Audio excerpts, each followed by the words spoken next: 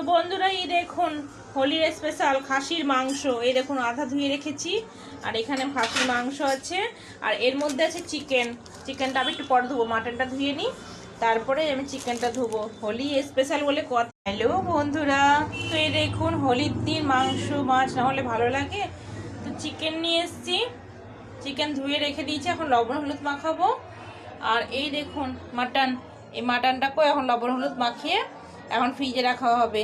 চিকেনটা তো আমি অল্প করে রান্না করব এখন, আজকেও তো হোলি, আজকে ছোট হোলি, ওই জন্য এখন চিকেন অল্প করে রান্না করব। কালকে মাটন চিকেন মাছ দুটোই তিনটেই হবে।